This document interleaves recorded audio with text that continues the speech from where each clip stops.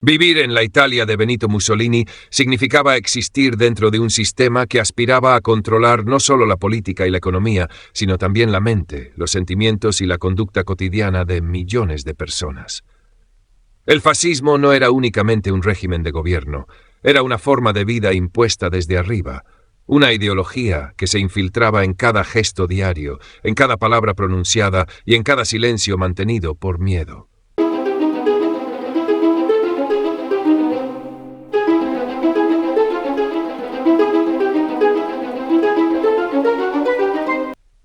Desde que una persona salía de casa, el Estado estaba presente.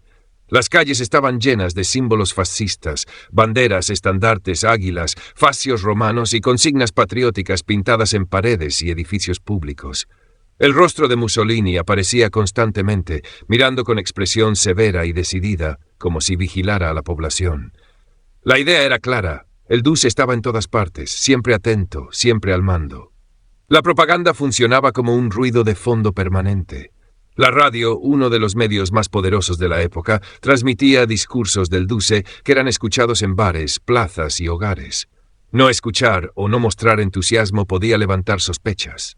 El cine, cada vez más popular, proyectaba noticiarios donde Italia parecía fuerte, unida y respetada por el mundo. La realidad, sin embargo, era cuidadosamente ocultada tras una narrativa de grandeza artificial. Los periódicos no informaban, repetían. Las noticias eran seleccionadas, manipuladas o directamente inventadas para favorecer al régimen. Las derrotas se transformaban en retiradas estratégicas, las crisis económicas en sacrificios necesarios y cualquier éxito, por pequeño que fuera, se exageraba hasta el extremo. La población vivía dentro de una burbuja informativa, aislada de la verdad. Hablar libremente era un lujo que casi nadie podía permitirse. Las palabras se medían con cuidado, incluso en el ámbito familiar. El miedo a ser escuchado, denunciado o malinterpretado estaba siempre presente. La policía política actuaba sin necesidad de pruebas claras. Bastaba una acusación, una sospecha o una denuncia anónima para que una persona desapareciera de su vida normal y acabara detenida o enviada al exilio interno. La confianza entre personas se deterioró profundamente. Vecinos que se conocían desde hacía años evitaban conversaciones comprometidas. En los trabajos, muchos fingían entusiasmo por el régimen para protegerse. La lealtad pública se convirtió en una máscara necesaria para sobrevivir. La hipocresía dejó de ser una falta moral y pasó a ser un mecanismo de defensa. La escuela fue transformada en una herramienta central del adoctrinamiento.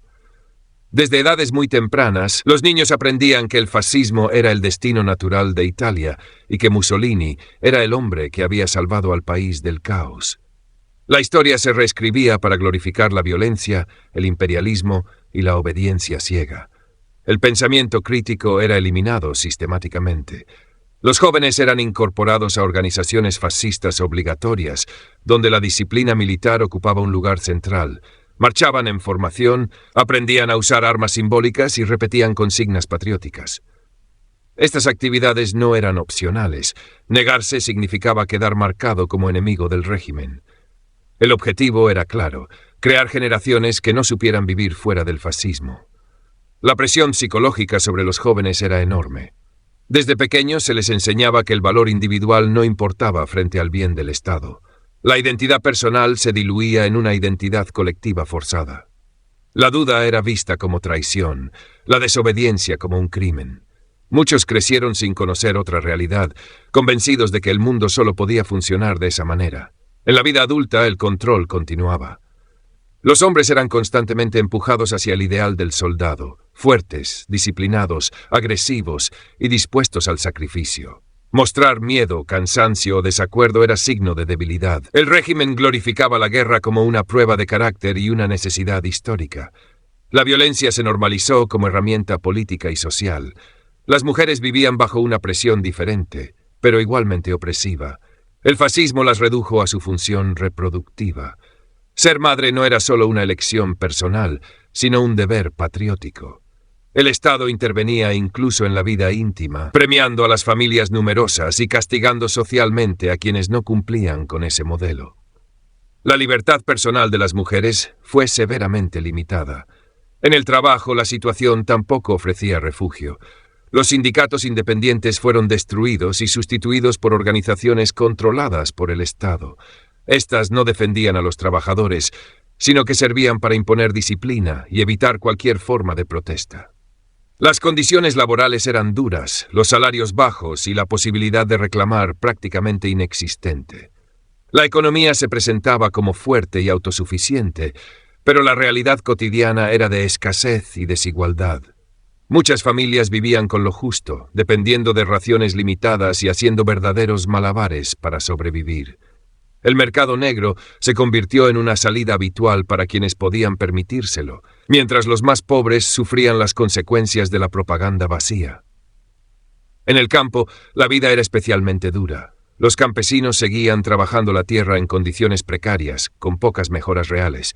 Las grandes campañas agrícolas promovidas por el régimen eran más espectáculos propagandísticos que soluciones efectivas.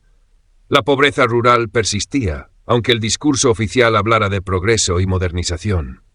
La religión, profundamente arraigada en la sociedad italiana, fue utilizada como una herramienta más de control. Aunque el fascismo no era una ideología religiosa, Mussolini comprendió que enfrentarse a la Iglesia podía debilitar su poder. Por ello, se llegó a acuerdos que permitieron al régimen legitimarse ante la población creyente. Para muchos, la fe fue uno de los pocos espacios de consuelo emocional, aunque nunca completamente libre del control estatal. Con el paso del tiempo, la represión se intensificó. Las leyes raciales marcaron una etapa especialmente oscura. Los judíos italianos, ciudadanos comunes hasta entonces, fueron convertidos en enemigos del Estado. Se les expulsó de escuelas, trabajos y espacios públicos. Familias enteras vieron cómo su vida se desmoronaba de un día para otro, sin haber hecho nada más que existir. El miedo se transformó en terror abierto. La posibilidad de ser arrestado, deportado o eliminado dejó de ser una amenaza lejana. La sociedad italiana quedó profundamente marcada por esta persecución, que rompió vínculos, destruyó comunidades y dejó heridas que durarían generaciones. La Segunda Guerra Mundial agravó todos los problemas existentes. La vida cotidiana pasó a estar dominada por el racionamiento, los apagones y el sonido de las sirenas antiaéreas.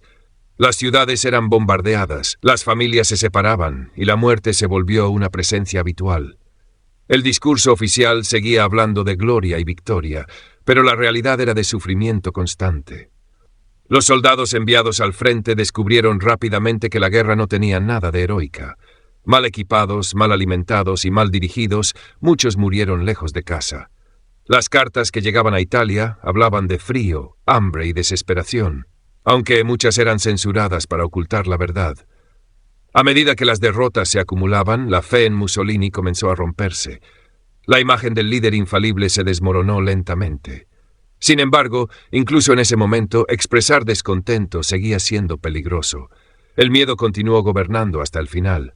Vivir en la época de Mussolini fue vivir bajo una presión constante, aprendiendo a ocultar pensamientos, a fingir convicciones y adaptarse para sobrevivir. Fue una vida marcada por la pérdida de libertades, la manipulación sistemática de la verdad y el sacrificio de la individualidad en nombre de una nación idealizada. Para muchos italianos, aquella época no fue de gloria ni grandeza, sino de silencio, miedo y resistencia interior.